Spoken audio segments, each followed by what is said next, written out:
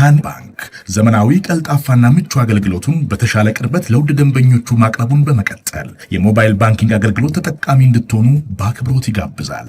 በዚህ አገልግሎትም ደንበኞች የሞባይል ስልካቸውን ብቻ በመጠቀም የሂሳብ እንቅስቃሴያቸውን ማወቅ፣ አጭር የሂሳብ መግለጫ መጠየቅ፣ የቼክ ደብተር ማዘዝ፣ የቼክ ክፍያ መረጃ መከታተል፣ የውጭ ምንዛሬ ተመን ማወቅ፣ ከአንዱ ሂሳብ ወደ ሌላ ሂሳብ ገንዘብ ማስተላለፍ፣ ቋሚ ክፍያ ትዕዛዝ መስጠት፣ የብድር ክፍያዎችን መፈጸም ይችላሉ።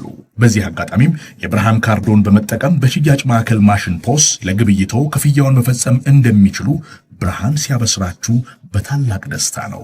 በጊዜና በቦታ ያልተገደበ ምቾትና ዘመናዊነትን ያነገበ አገልግሎት ተጠቃሚ ስናደርገው ደስ ይለናል። ብርሃን ባንክ እንደ ስማችን ብርሃን ነው ስራችን። ትላንት ምሽት ሌላ የተደረገ አንድ ጨዋታ ደግሞ እናነሳለን። ማንቸስተር ሲቲ ወደ ቻምፒየንስ ሊግ የመጨረሻ 16 አልፏል። ቅድም አንስቻለሁ። ጆዜ ሞሪኞ ሳያስቡት በስሌትም ባይሆን በሁለት ሀገራት ቢያንስ ባላጋራቸው ለነበረው ለጓርዲዮላ ውለታ ውለዋል። ማንቸስተር ሲቲ ወደ ሁለተኛው ዙር ያለፈው የጆዜ ሞሪኞ ቤንፊካ ሪያል ማድሪድን በማሸነፉ ምክንያት ነው።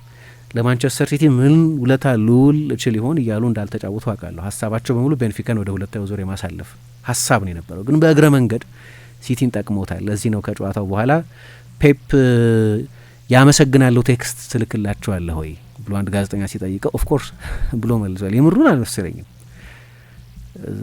ሰብስክራይብ የተደረገውን ትራንስክራይብ የተደረገውን ኢንተርቪውን ከሆነ ያነበባችሁት አዎ ብሏል። ግን በጥያቄውም ትንሽ የተሰላቸ ይመስል ነበር። ብዙ ጊዜ ጠይቁት ነበር እና በኋላ ሲናገር ጨዋታው ካለቀ በኋላ እያየን ነበር አለ። ሲቲ የቤት ስራውን አጠናቋል። ጋላታ ሳራይን በኤርሊንግ ሃላንድ እና በሪያን ሼርኪ ጎሎች አሸንፏል እና ወደ መልበሻ ክፍል ሲገቡ ያ ድራማዊ ጨዋታ የቤንፊካና የሪያል ማድሪድ ጨዋታ አላለቀም፣ እየተደረገ ነበር እና እሱን እያየን ነው አለ። መጨረሻ ላይ ግብ ጠባቂው ሲሄድ እኛም አላወቅንም ቤንፊካ ተጨማሪ ጎል ያስፈልገው እንደነበር። ሀሳባችን ሪያል ማድሪድ አቻ ይሆን የሚለው ነው። ምክንያቱም ሪያል ማድሪድ አቻ ከሆነ ሲቲ ወደ 9ኛ ስፍራ ይንሸራተታል፣ ማድሪድ ቶፕ 8 ውስጥ ይጨርሳል እና ሲቲ ተጨማሪ 2 ጨዋታዎች በፕሌኦፍ እንዲያደርግ ይገደዳል። ያንን በጣም ወሳኝ ረፍት ያጣሉ። በዛ ላይ ደግሞ የሁለተኛው ዙር ለማለፍ ወደ ፕሌኦፍ የመሸጋገርን ጠባሳ በሚገባ ያውቀዋል ጓርዲዮላ። አምና ከሪያል ማድሪድ ጋር ተጫውተው ተሸንፏል ለምታስታውሱት። ያንን መድገም አይፈልግም። በዛ አላማ ምክንያት እያየን ነበር አለ እና ግብ ጠባቂው ሲሄድ ለምንድን ነው የሚሄደው ሰግተን ነበር። ምክንያቱም ማድሪድ እኮ ያቻነት ጎል ካስቆጠረ እኛ ላይ አሉታዊ ተጽዕኖ አለው ብለን እናስብ ስለነበር ለከ ጎል ያስፈልጋቸው ነበር። ቅድም በሰፊው እንደተወያየ ነው እና ጎል አስቆጠረ ብሏል። ያው ለአንዳንድ የቡድኑ አባላት ለአንዳንድ ቤኒፊካውያን የቡድኑ አባላት ለነ ሩበን ዲያስ እና ቤርናርዶ ሲልቫ የቤንፊካ ምርቶች ለሆኑት ተጫዋቾች ከሲቲ ጥቅም ባሻገር የቤንፊካም ውጤት ስለሚያስደስታቸው የሁለት ደስታ ነው የሚሆነው። ግን እሱም አስፈላጊ ነበር። ግን ያንን ለማድረግ የራሱን የቤት ስራ ማጠናቀቅ ነበረበት። ጋላታ ሳራይን ማሸነፍ ነበረበት። ጋላታ ሳራይ በቅርብ ጊዜ ከእንግሊዝ ቡድኖች ጋር ያለው ሪካርድ በጣም ጥሩ ስለሆነና በሲቲ በኩል ደግሞ የቡድኑ የመከላከል ስፓይን ባልተሰለፉ ተጫዋቾች ምክንያት ስለሳሳ መጠነኛ ስጋት ነበር። ያ ስጋት የተነሳው አዲስ የመጣው ማርክ ጌሂ በዚህ ጨዋታ ላይ ስላልተሰለፈ እና መሰለፍ ስለማይችል አሁን ከፌብሩዋሪ በኋላ ይሰለፋል፣ ግን በዚህኛው ጨዋታ ላይ መሰለፍ አይችልም ነበር። ረጅም ጊዜ ጉዳት ያለባቸው ዮሽኮ ግቫርዲዮልና ሩበን ዲያስም አልተሰለፉም። ሮድሪን በቅጣት ምክንያት አልነበረም። እዚህ ላይ ሌሮይ ሳኔ፣ ኢልካይ ጉንዶዋን፣ ቪክቶር ኦሲመን አይነት የፕሪሚየር ሊግም የማንቸስተር ሲቲም ልምድ ያላቸው፣ ኦሲመን እንኳን የፕሪሚየር ሊግ አይደለም ግን ያው ትልቅ ጎል አስቆጣሪ ነው። እነዚህን አይነት ተጫዋቾች ስለያዘ ስለ ሲቲ የመከላከል አቅም ፍርሃት ነበር። ግን መጨረሻ ላይ ክሊንሺት ጠብቋል። በእርግጥ ተወሰኑ አደገኛ ሙከራዎችን አድርጓል ቪክቶር ኦሲመን። በአጠቃላይ ግን የማንቸስተር ሲቲን ፐርፎርማንስ ስለዚሁ በሳል ሊባል የሚችል ነው። ትላንት ብዙ መዋዠቆች እንደነበሩት የምታውቁት ሲቲ ወደ መጀመሪያ አጋማሽ ረፍት በሄደበት ጊዜ እየመራ 4ኛ ነበር። መጨረሻ ላይ የቤንፊካ ማሸነፍም የሚያስፈልገው አይመስልም ነበር። ምክንያቱም ሌሎቹ ቡድኖች ቼልሲ፣ ስፖርቲንግ ሊዝበን፣ ቶተንሃም እየመሩ አልነበር። ሌሎቹ ቶፕ 8 ውስጥ ያሉ ቡድኖች ናቸው እነዚህ እንግዲህ እና በዛ ምክንያት በዛ በጊዜው በነበረው ውጤት በመጀመሪያ አጋማሽ በነበሩት ውጤቶች ሲቲ 4ኛ ነበር። ከዛ በኋላ ነው ነገሮቹ መለዋወጥ የጀመሩት። አሁን የጠቀስኳቸው 3ቱም ቡድኖች ጎል አስቆጠሩ፣ መምራት ጀመሩ እና በሲቲ እጅ ብቻ የነበረ አይደለም። ትላንትና 11ኛ ሆኖ ነበር የጀመረው። የሌሎቹን ውጤቶች መጠበቅ ግድ ይላቸው ነበር። መጨረሻ ላይ 8ኛ ሆኖ ጨርሷል። ያ የቤንፊካ ጨዋታ ላይ የተፈጠረው ሁኔታ በጣም አስፈላጊ ነበር። የጓርዲዮላ ቡድን ትላንትና እንዳልኩት ከጆዜ ሞሪኞ ያልተጠበቀ እርዳታ አግኝቷል። ጓርዲዮላና ጆዜ ረጅም ጊዜ ታሪክ ያላቸው ናቸው። እሳቸው የቫን ሃልም ከዚ በፊት የሮብሰንም ምክትል ሆነው በሰሩበት ጊዜ እሱ ደግሞ የባርሰሎና አምበል ነበር፣ ቁልፍ ተጫዋች ነበር። በጣም ጥሩ ጓደኝነት ነበራቸው ይባላል። ከዛ በኋላ በተለይ የባርሰሎናን ኃላፊነት ባርሰሎና ማሰልጠን ይፈልጉ ነበር። ልጆቻቸው የተወለዱት ባርሰሎና ከተማ ውስጥ ነው። እዛ ከተማ ብዙ ትዝታ አላቸው። እንዲያውም በቅርብ ጊዜ አንድ የነበራቸው ቃለ ምልልስም ላይ ከተማው እንዴት እንደሚወዱት የሚያሳይ መሰለኝ። ወደ ማድሪድ የመሄድ ሀሳብ ነበር፣ ግን ባርሰሎና ውስጥ ነበርኩ። በኋላ ቤንፊካ ደወለልኝና ወደ ማድሪድ ሳልሄድ ቀረው ብለዋል። የሚወዱት ከተማ ነው። ባርሰሎናም ያው ትዝታ ያላቸው ክለብ ነው ከባርሰሎና ጋር። ያንን ኃላፊነት ለጓርዲዮላ ለመስጠት ባርሰሎና ሲወስን ግን በዚህ በጣም አምርረው ነበር እንደሚታወቀው። በኋላ ደግሞ የሪያል ማድሪድ አሰልጣኝ ሆነው ያንን ቶክሲክ የሆነ ባላጋራነት ታሪክም አይረሳው ባላጋራነት በኋላ ጓርዲዮላን ራሱ አድክሞ ከባርሳ ኃላፊነት እንዲለቅ ያደረገው ባላጋራነት ተፈጠረ ማለት ነው። ተመሳሳይ አይነት የውጤት ፉክክር ነበር ለማለት ያስቸግራል በእንግሊዝ። ግን እሳቸው ደግሞ በኋላ የማንቸስተር ዩናይትድ አሰልጣኝ ሆነው እሱ ደግሞ ሲቲን እያሰለጠነ ደግሞ እንደዚሁ በሌላ የእንግሊዝ ከተማ በሌሎች ሁለት ትልልቅ ክለቦች ውስጥ ያው የባላጋራነት ስሜት ቀጥሎ ነበር። ስለዚህ ከእንደዚህ አይነት ሰው ነው ሳይታሰብ ውለታ የተዋለለት። ውለታው ኢንቴንሽናል አይደለም። ስለዚህ አመሰግናለሁ የሚል ቴክስት ማድረግ እንዳለበትም አላቅም፣ ግን እንደዚህ አይነት መልስ ሰጥቷል። ለሲቲ አንዳንድ ተጫዋቾች በጣም አስፈላጊ ነበር ትላንትና፣ በተለይ ለኤርሊንግ ሃላንድ በቀደም የነበረውን የወልቭስ ጨዋታ አልጀመረም። ፔፕ ጓርዲዮላ ኤክስፐሪመንት ያደረገበት ያለ ሃላንድ መጫወት በፌክ ናይን መጫወትን የሞከረበት ጨዋታ ነበር። ግን ደግሞ የተጫዋቹ ፎርምም ብዙ ጥያቄ ነበረበት። በቅርብ ጊዜ እንደምታውቁት ችግሩ የተጫዋቹ ብቃት፣ ሰሞነኛ ብቃት ፎርም የሚባለው ጥሩ አለመሆን ብቻ አይደለም። ችግሩ የነበረው አንደኛ የእሱ አውት ኤንድ አውት ተተኪ የለም።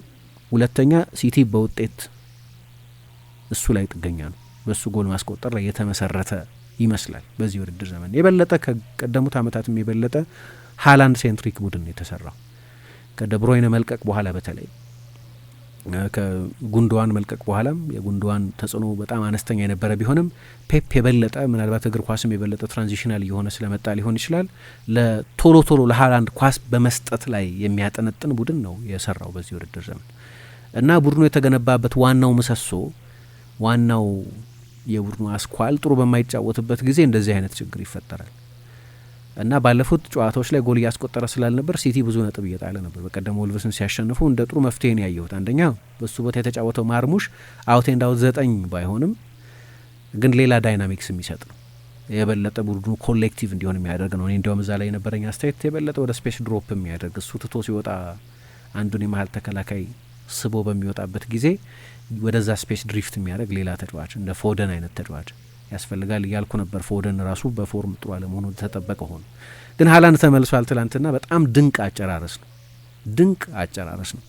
እንዲያውም ጓርዲዮላ ምን አለ፣ ከጥቂት ደቂቃዎች በፊት በጭንቅላቱ ጎል ማስቆጠር የሚችልበት እድል ነበረው። ያንን እድል አባክኖ በዚህኛው አጋጣሚ ግን ምክንያቱም ትልቅ የጎል እድል በምታባክኑበት ጊዜ የራስ መተማመንን ይቀንሳል አይደል።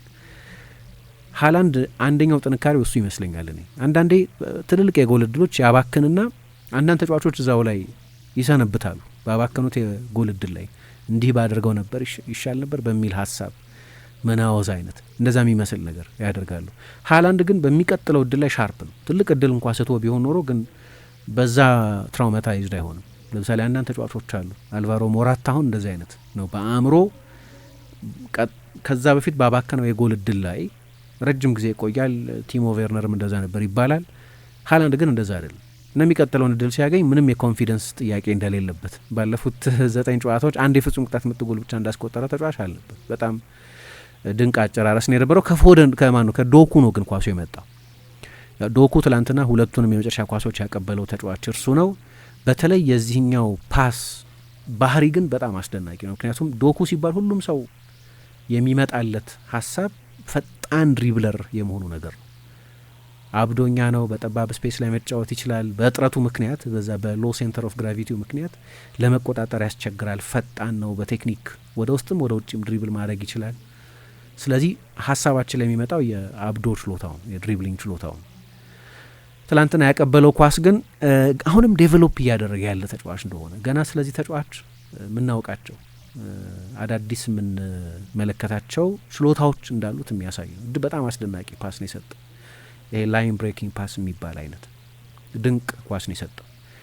ያው ሁል ጊዜም ገና አንደርሌክት ውስጥ በነበረበትም ጊዜ ገና ያኔ ነው አይደለም ሊቨርፑል ወደ አንፊልድ ሊያመጣው ይፈልግ የነበረው ወደ ሬን ሄደ። በተለይ ደግሞ በዩሮ 2020 ግን 2021 ተብሎ 2020 በሚባለው ግን 2021 ላይ በተደረገው ውድድር ላይ በተለይ ከጣሊያን ጋር በነበረው ጨዋታ ሁሉም ሰው በቃ ልዩ ክህሎት እንደሆነ ማወቅ ጀመረ። ፈረንሳይ እንደ እድል ሆኖ የፈረንሳይ ሊግ የመስራት እድል ስለነበረ ለአመታት የክህሎቱ ጉዳይ ጥያቄ ምልክት የሚነሳበት ሆኖ አያውቅም። ከኔይማርና ሜሲ ጋር የሚነጻጸር የድሪብሊንግ ቮሊዩም የነበረው ተጫዋች ነው። ግን ደህናን ተጫዋች ወደ ታላቅ ተጫዋች የሚያሸጋግረው በሶስተኛው የሜዳ ስፍራ ላይ ያለው እድገት ነው። ለምሳሌ ዴምቤሌ ደህና ተጫዋች ነበር። አንድ አይነት ተጫዋቾች አይደሉም ከዶኩ ጋር፣ ግን ዴምቤሌ ደህና ተጫዋች ነበር። ደህና ተጫዋች፣ ብዙ ገንዘብ የፈሰሰበት ተጫዋች ነበር። ወደ ባሎንዶር አሸናፊነት ያሸጋገረው ግን የመጨረሻው 30 ሜትር። በእርግጥ የቦታ ለውጥ ተደርጓል። የበለጠ ሀሰተኛ 9 ቁጥር ሆኖ መጫወት ጀምሯል። ሴንትራል ቦታዎች ላይ መጫወት ጀምሯል። ግን ከደህና ተጫዋችነት ወደ በጣም አሪፍ ወደ ትልቅ ተጫዋችነት ወደ ግሬት ተጫዋችነት ያሸጋገረው የመጨረሻ 30 ሜትር ላይ የነበረው ኢፌክቲቭነስ ነው። 4 5 6 ጎል የሚያስቆጠር ተጫዋች 30 ምናምን ጎል የሚያስቆጠር ተጫዋች ሆነ። ባሎንዶር አሸነፈ እና ፓሪስ ሳን ጀርማን በመጀመሪያ ጊዜ ቻምፒየንስ ሊግ አሸነፈ። ስለዚህ የመጨረሻ 30 ሜትር ላይ ያለ የተጫዋች አውትፑት ምንም ጥያቄ የለውም ከፍ ያደርገዋል። ዶኩ በዛ በጣም እየተሻሻለ ነው። በዚህ አመት የሚፈለገውን ያህል ጎል አሁንም እያስቆጠረ አይደለም፣ ግን ትላንትና የሰጣቸው አሲስቶች ባህሪ ግን ጓርዲዮላ ያሻሻለው እንደሆነ ይህንን ተጫዋች በተለይ ውሳኔ አሰጣጡ ላይ እያሻሻለው እንደሆነ የሚያሳይ ነው። አንድ የሲቢኤስ ቃለ ምልልስ ላይ ሲናገር ቲየሪ ኦንሪ በዚህ በጣም አግዞኛል የሚል አስተያየት ሲሰጥ አስታውሳለሁ። የኖርዌይ የቤልጅየም ብሔራዊ ቡድን ምክትል አሰልጣኝ ስለነበር ቲቲ ኦንሪ ሁሉም ሰው ጎሎች ማስቆጠር አለብህ ይለኛል፣ እንዴት ስል ግን መልስ የሚሰጠኝ ሰው አልነበረም። እንዴት እንደሆነ ያሳየኝ እሱ ነው ብሏል። ጎል አላስቆጠርም፣ ግን 2 የመጨረሻ ድንቅ ኳሶች ሰጥቷል። ራያን ሼርኪም በ3ኛ ቻምፒየንስ ሊግ ጎሉን ያስቆጠረው ምንም ጥያቄ የለውም። በጣም ጥሩ ፈራሚ ነው። በጣም ጥሩ ፈራሚ ነው። አሁን ትላንት በጣም ዲሳይሲቭ ጨዋታ ነው ለሲቲ እና ከመጣበት ጊዜ ጀምሮ በሌሎች ውድድሮች ጎሎች ያስቆጠረ የመጨረሻ ኳሶች ሲያቀብል አይተናል። ትላንትና ግን ሌላ ቁልፍ ጎል አስቆጥሯል። ይሄም ልክ እንደ ዶኩ አይነት ቴክኒካዊ ጥያቄው ተሰጥኦ ጥያቄ ተነስቶበት ማያውቅ ተጫዋች ቢሆንም ግን የአውትፑት ጥያቄ ግን የነበረበት ተጫዋች ነው። ትላንትና ይሄንን በድጋሚ ዴሊቨር አድርጓል። 3ኛ ቻምፒየንስ ሊግ ጎሉ ነው። አንዳንድ ተጫዋቾችም ጥሩ ተጫውተዋል። ኦራይሊ ትላንትና ኒኮ ጎንዛሌዝ ቤንች ላይ ብቻ የሚያስቀምጥ የፊትነስ ደረጃ ላይ ነው የነበረው። ተቀይሮ ገብቶ ተጫውቷል። ሮድሪ አልነበረም እንዳነሳሁት። ስለዚህ ማነው ኒኮ ጎንዛሌዝ ማለት ነው። ኒኮ ኦራይሊ ነው ጨዋታውን የጀመረው። በጣም ጥሩ ተጫውቷል በእኔ አስተያየት። ኤት ኑሪ ጨዋታ ጀምሯል ፉልባክ ሆኖ እና ፔፕ የመሰለፍ እድል የሰጣቸው አንዳንድ ተጫዋቾችም ጥሩ ነበሩ። የተከላካይ መስመሩ ብዙ አልተጋለጠም። ትልቁ ፍርሃት የነበረው እርሱ ነው። ጋላታሳራይ በተለይ ትላንት የቡድኑ ምክትል አሰልጣኝ ሲናገሩ ከእንግሊዝ ቡድኖች ጋር የሚሳካልን በኢንቴንሲቲያችን ምክንያት ነው። የቱርክ ሊግም ከፕሪሚየር ሊግ ጋር በጣም የሚቀራረብ ኢንቴንሲቲ ስላለው ከፕሪሚየር ሊግ ቡድኖች ጋር ስንጫወት የፕሪሚየር ሊግ ቡድኖች ፍጥነት እና ኢንቴንሲቲ አይገድበንም፣ አያስጨንቀንም የሚል አስተያየት ሰጥተው ነበር። ትናንትና አንደኛ ያንን ኢንቴንሲቲ ሪፕሊኬት ማድረግ አልቻሉም። ለዋና ዋና ተጫዋቾቻቸውን በሚገባ ፊድ አላደረጉም። ትናንትና ላይናፑን ሳይ አንድ የነበረኝ ኮንሰርን ለሲቲ በተለይ ራያን ኤት ኑሪ ከሌሮይ ዛኔ ጋር ነበር ፊት ለፊት የተጋፈጠው። እሱ አስጊ ነበር። ምክንያቱም ዛኔ አንዳንድ በጣም ጥሩ የተጫወተባቸው ጨዋታዎች ነበር። 6ኛ ተከታታይ የቻምፒየንስ ሊግ ጨዋታን የጀመረው መጀመሪያ ብዙ ተቃውሞ ነበር። የተጠበቀውን ያህል ጥሩ እየተጫወተ ስላልነበር ትልቅ ሚስማች እንዳይሆን ፍርሃት ነበር። ምክንያቱም ኤት ኑሪ በማጥቃቱ በኩል ጥሩ ነበር። ያንን በጣም አስደናቂ ክሮስ ለሃላንድ ሲያደርግ አይተናል። ግን በመከላከል ደግሞ ላያቢሊቲ ነው። ይሄ ደግሞ በወልቭስን ቤት የነበረ ችግር ነው። ያም ችግር አልተፈጠረም። የተከላካይ መስመሩም ኩዣኖቭ እና አኬ ነበር አንድ ላይ የተሰለፉት። ይህም በደንብ አልተጋለጠም። ስለዚህ ትናንትና 4 ሙከራ ብቻ ነው ያደረገው ጋላታሳራይ። የተወሰኑት ሙከራዎችም ዶናሩማ አድኗል እና ትልቅ አደጋ አልተፈጠረም። ብዙ የጎል እድሎች የተፈጠሩበት ጨዋታ አልነበረም። በአጠቃላይ 14 ሙከራ የተደረገበት ነው። አንድም ትልቅ የጎል እድል አልፈጠረም ጋላታሳራይ። ኦፕታ ቢግ ቻንስ የሚለው ወይም ፉትቦል ቢግ ቻንስስ የሚሏቸው በጣም ጥሩ ተጫውተው ነው ትላንትና ያሸነፉት። ለነገሩ ሲቲ እዚህ ሁኔታ ላይ መገኘት አልነበረበትም። በእርግጥ ባለፈው ሳምንት በቦዶ ግሊምት፣ ከዚህ በፊት በሞናኮ ጨዋታ ላይ አቻ መውጣቱ፣ በሜዳው ብዙ ሮቴት አድርጎ የ10 ተጫዋች ሮቴሽን አድርጎ በሌቨርኩሰን መሸነፉ እንጂ ከነዚህ መካከል አንዱን አሸንፎ ቢሆን ኖሮ የትላንትናው የቻምፒየንስ ሊግ የመጨረሻ ዕለት አጣብቂኝ ውስጥ መግባትም አይጠበቅበትም ነበር። ግን በጣም አስፈላጊ ውጤት ነው ትላንትና። ስለዚህ ለሲቲ ወደ ሁለተኛው ዙር 8ኛ ሆኖ ጨርሶ አልፏል ማለት ነው። ብርሃን ባንክ ዘመናዊ ቀልጣፋና ምቹ አገልግሎቱን በተሻለ ቅርበት ለውድ ደንበኞቹ ማቅረቡን በመቀጠል የሞባይል ባንኪንግ አገልግሎት ተጠቃሚ እንድትሆኑ በአክብሮት ይጋብዛል። በዚህ አገልግሎትም ደንበኞች የሞባይል ስልካቸውን ብቻ በመጠቀም የሂሳብ እንቅስቃሴያቸውን ማወቅ፣ አጭር የሂሳብ መግለጫ መጠየቅ፣ የቼክ ደብተር ማዘዝ፣ የቼክ ክፍያ መረጃ መከታተል፣ የውጭ ምንዛሬ ተመን ማወቅ፣ ከአንዱ ሂሳብ ወደ ሌላ ሂሳብ ገንዘብ ማስተላለፍ፣ ቋሚ ክፍያ ትዕዛዝ መስጠት፣ የብድር ክፍያዎችን መፈጸም ይችላሉ። በዚህ አጋጣሚም የብርሃን ካርዶን በመጠቀም በሽያጭ ማዕከል ማሽን ፖስ ለግብይቶ ክፍያውን መፈጸም እንደሚችሉ ብርሃን ሲያበስራችሁ በታላቅ ደስታ ነው። በጊዜና በቦታ ያልተገደበ ምቾትና ዘመናዊነትን ያነገበ አገልግሎት ተጠቃሚ ስናደርገው ደስ ይለናል። ብርሃን ባንክ፣ እንደ ስማችን ብርሃን ነው ስራችን።